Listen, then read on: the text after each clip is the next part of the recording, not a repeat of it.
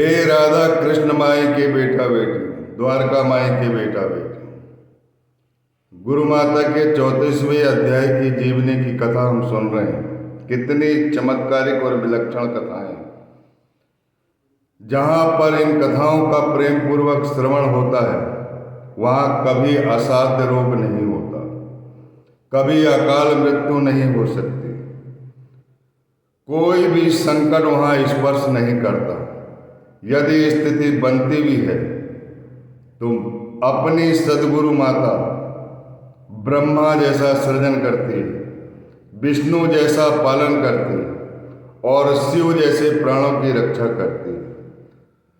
अद्भुत, अलौकिक और अपरिमित यश है अपनी सदगुरु माता के हाथों में, जो अपने समस्त कष्टों को या तो चक्के में पीसकर या अपनी चिलम में भरकर या धूनी में जलाकर दूर गगन में धुआं बनाकर समस्त कष्टों को शिरडी के आकाश में लुप्त करती है। ऐसे ही माता की बेटा बेटियों, आप बहुत धन्य हैं और ये कथाएं सुन रहे हैं। डॉक्टर जैसे लोग प्रभावित हुए। पिछली कथा में आप जान गए कि डॉक्टर पिल्ले को जो नासूर हुआ था और जो शल्य चिकित्सा बाबा ने की है, कौआ ने जो चोंच मारा है, कितनी अद्भुत और सर्वव्यापकता की कहानी है। बाबा जानते थे कि अब्दुल्ला आएगा और इस नासूर में चोंच मारेगा।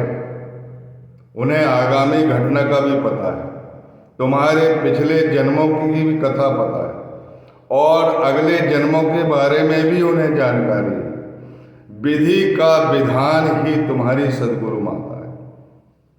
उनके अंदर ब्रह्मा विष्णु महेश तीनों की धड़कन है।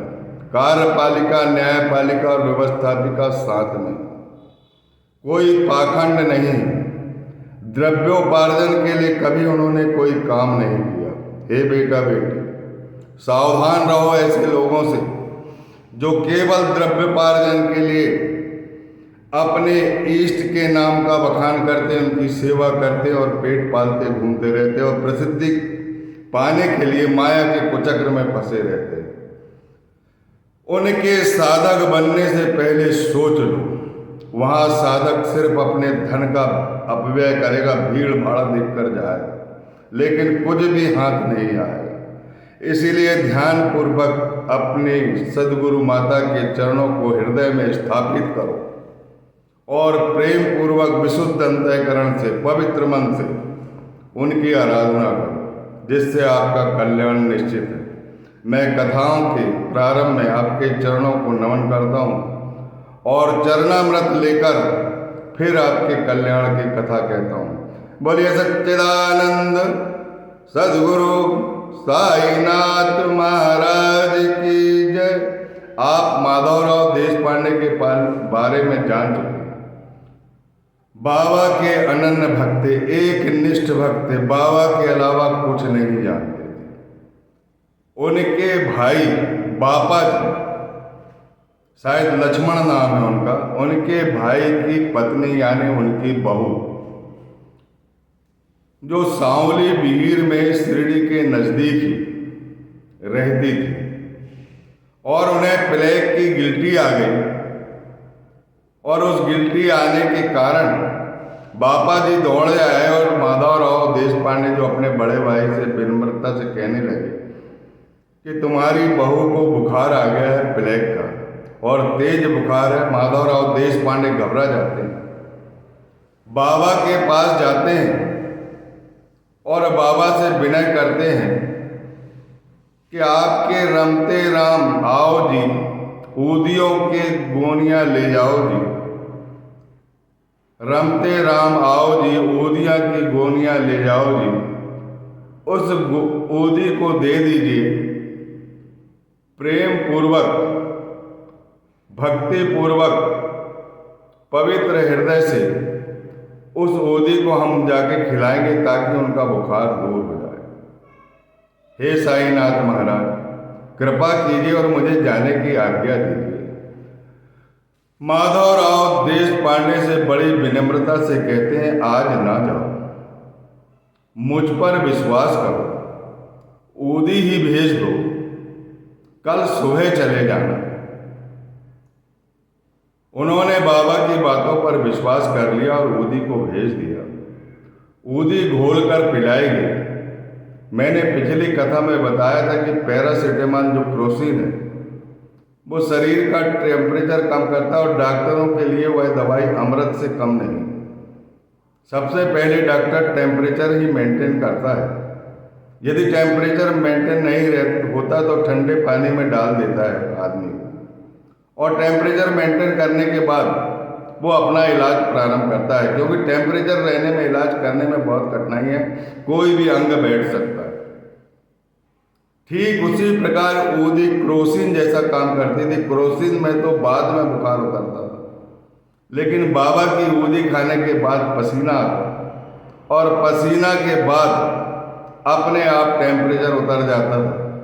और वो जो ऊदी थी केवल टेम्परेचर नहीं कम करती थी, वो आज के लिए वो एंटीबायोटिक का भी काम करती थी, एंटी एलर्जिक का भी काम करती थी, क्योंकि साईनाथ महाराज के हाथों में अपरिमित यश था और वो मंत्र रमते राम आओ दी ऊदियों की गोनी ले जाओ दी, जो उनके हृदयों की धड़कन के साथ जुड़ा रहता था और यही बुदबुदाते रहते थे और ऊदियां बांटते रहते। इतना भगवान राम मर्यादा पुरुषोत्तम से उन्हें प्रेम। हे बेटा बेटियों, ऊदी पहुंचाई गई, ऊदी दी गई और उनका बुखार उतर जाता है, लेकिन माधवराव देश पांडे को खबर नहीं रहती, चिंता रहती हो। वो बाबा की आज्ञा के अनुसार रुक जाते हैं, लेकिन दूसरे दिन वो जाते हैं और जैसे ही घर पहुंचते हैं अपने भाई पापा जी के पास, तो बैठे रहते हैं, तो वो बापा जी से बहू का हाल पूछते हैं और वो बड़े प्रेम पूर्वक मुस्कुराते हुए कहते हैं कि चाय बना दे। वो आश्चर्यचकित हो जाते हैं, उनकी आंखें नम हो जाती, द्रवित हो जाती है। जो कुछ साईनाथ महाराज ने कहा था वो सही निकला। उनकी ऊदी काम कर गई, बुखार भी उतर गया और रोग दूर हो गया। बापा जी साईं साईं का जाप करते हुए सावली बिहिर से वापस आते और साईनाथ महाराज से कहते कि आपकी लीला बड़ी अगाध है, बड़ी अद्भुत है, बड़ी विलक्षण है। पहले तो बवंडर मचा देते हो और बवंडर को शांत भी कर देते हो, हंसाते भी हो, रुलाते भी हो, कष्ट भी आते हैं और कष्ट को हर भी लेते हो। ये कैसी लीला है आपकी? आपके हाथों में अपरिमित यश है।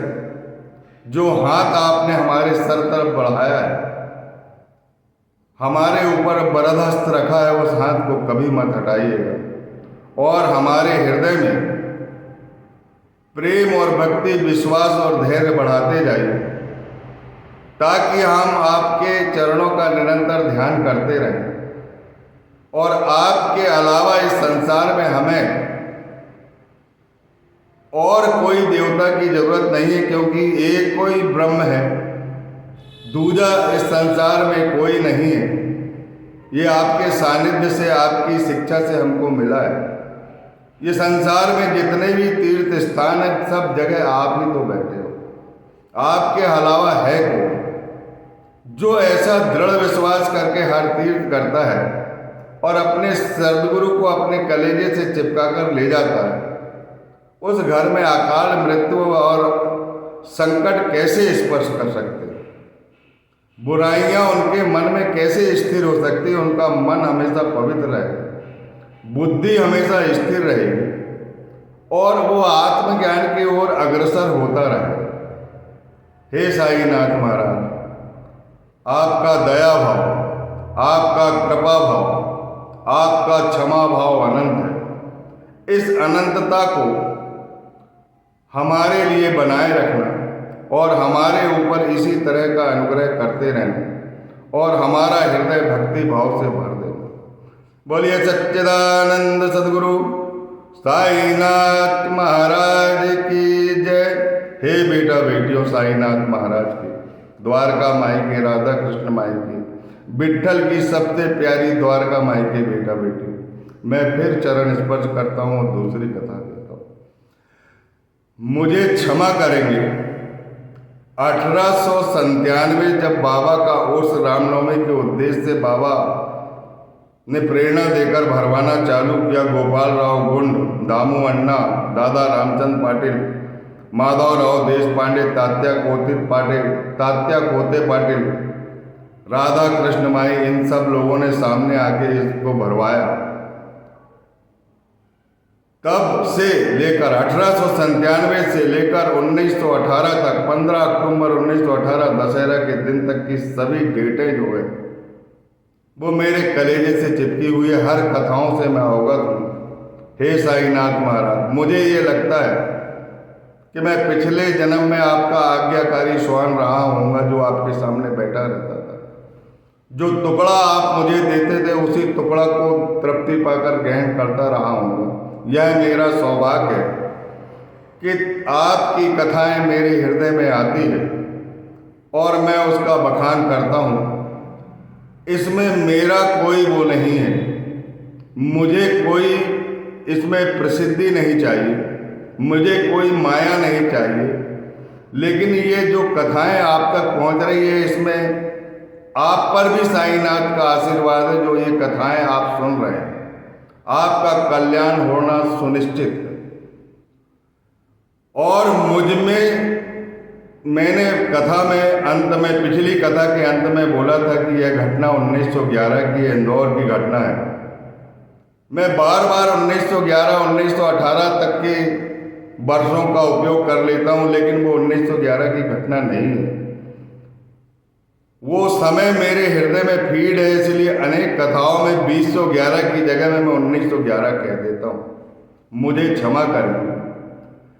1911 की बात नहीं है, वो 2011 की बात है। एक महिला इंदौर की कम से कम 46 वर्ष, जिसके 4 बच्चे थे और सभी उच्च शिक्षा प्राप्त कर रहे, और उसको मासिक धर्म की ऐसी बीमारी थी शुरू से, जब से उसकी शादी हुई है, कि उसके जो उनका जो मंथली कोर्स रहता था, 4 दिन जो रक्त स्राव के रहते थे, इस महिला को 8 दिन तक रक्त स्राव होता रहा और उसी स्थिति में इसके 4 बच्चे पैदा हुए। और जब वो काफ़ी एनीमिक हो जाती थी, जब महीना आता था उसके पहले ही घबरा जाती थी कि पता नहीं मेरे शरीर से कितना ब्लड निकल जाएगा। लेकिन बच्चे लोग सेवा करते थे। जब उसकी उम्र 45-46 वर्ष की होने लगी, जब मेनोपॉज की स्थिति आने वाली थी, तब यह रक्तस्राव पूरे महीने भर होने लगा।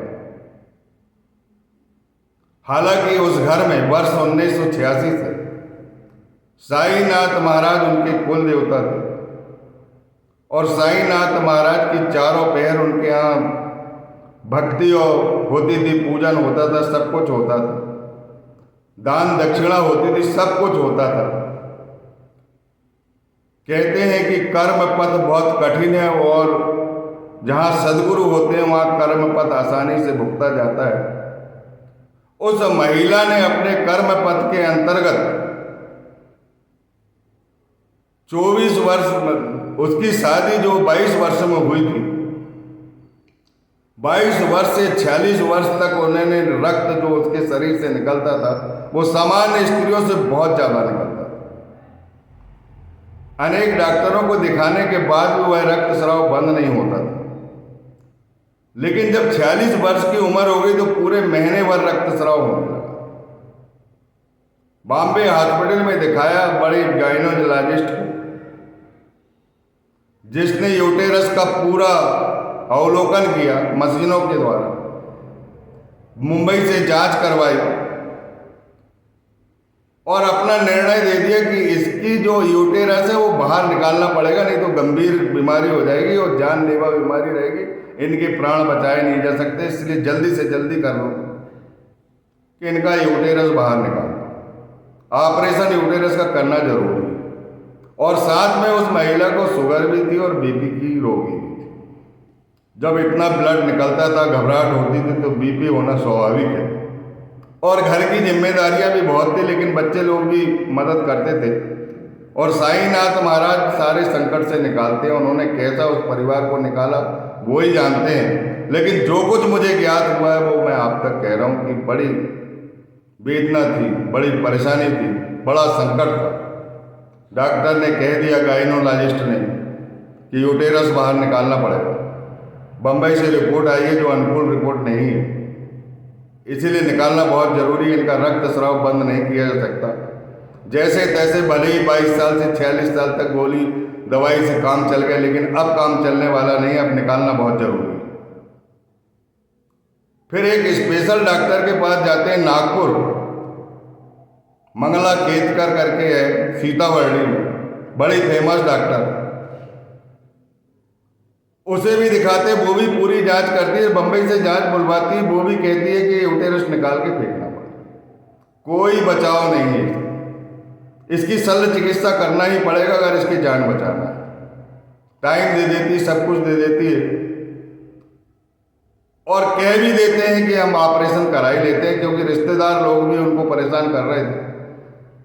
सभी लोग बोल रहे थे कि ऑपरेशन करा दो, पर लेकिन वो महिला तैयार नहीं,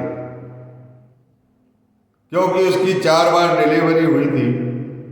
एक बार उनका एवार्सन हुआ था, तकलीफ बहुत थी और एनीमिक थी, कुल 50 किलो उनका वजन था। इसके बाद मन में क्या आया क्या नहीं, उस महिला ने बोली बाहर आने के बाद कि 2 बजे डॉक्टर मंगला केतकर के हॉस्पिटल में एडमिट होना है और ऑपरेशन कराना है। पर बाहर निकले, बाहर निकलने के बाद उस महिला के मन में क्या आया कि जो ऑपरेशन में पैसा लग रहा है उसका दशांश जो है मैं गरीबों में बांटूंगी। और सभी धार्मिक स्थानों पर जाकर उन्होंने गरीबों को भोजन, पान, मिष्ठान जो भी वितरण करना था कर दी, और ये कहकर कर दी कि साईनाथ महाराज चाहे बचाए या कुछ भी करे, मैं ऑपरेशन नहीं कराऊं। धार्मिक स्थान पर जो राशि खर्च होने वाली थी उस दशांश राशि को उन्होंने गरीबों में दान पुण्य में लगा दी। अच्छा भोजन पान गरीबों को कराई, अच्छा मिष्ठान कराई, अच्छे फल खिलाई। उसके बाद घर पहुंचने के बाद उसके सारे संकट, नागपुर से जैसे ही इंदौर पहुंचती है तो रक्त स्राव भी बंद हो जाता है, और बाद में यूटेरस चेक कराते हैं तो वो सही निकलता है। बोलिए सच्चिदानंद सदगुरु साईनाथ महाराज की जय। हे बेटा, जिस घर में ब्रह्मा जैसे सृजन करने वाला, विष्णु जैसा पालन करने वाला और शिव जैसे प्राणों की रक्षा करने वाला सदगुरु है, तो फिर डरना किस बात को। जाको राखे साईं मार सके ना कोई, इस बात को ध्यान रखो। कोई पाखंड जाल में मत फंसो। जो द्रव्योपार्जन के लिए कथाएं करते हैं, जो केवल अपनी प्रसिद्धि पाने के लिए कथाएं करते हैं, जिनके हृदय में भक्ति और प्रेम का संपुट नहीं, वहां व्यर्थ जाकर धन मत गवाइए, अपना जीवन नाश मत करिए। जो आध्यात्मिक हैं, जो वास्तव में जिन्हें आत्मज्ञान है, जो अवतारी हैं और जिसे दत्त महाराज ने गोद लिया है, ऐसे व्यक्ति को अपना गुरु बनाइए, ताकि आपके घर में कोई संकट प्रवेश ना करे। जो कुछ मैं कह रहा हूं वो आपके कल्याण के लिए कह रहा हूं, फिर आपकी मर्जी। साईनाथ, और जब तक श्रीहरि का विशुद्ध अंतःकरण मन से, पवित्र मन से श्रीहरि को नहीं पुकारोगे, सच्चे सदगुरु नहीं मिलेंगे। श्रीहरि ही सच्चे सदगुरु दिलाते हैं, और सच्चे सदगुरु फिर उन्हें भवसागर पार करते हैं, और भवसागर पार करते करते ईश्वर के दर्शन कराते हैं, और ये त्रिमूर्ति तीनों एक हो जाती है जब ऐसी स्थिति बनती है। हे बेटा बेटी, इस त्रिमूर्ति में सदस्य बनो। बोलिए सच्चिदानंद सद्गुरु साईनाथ महाराज की।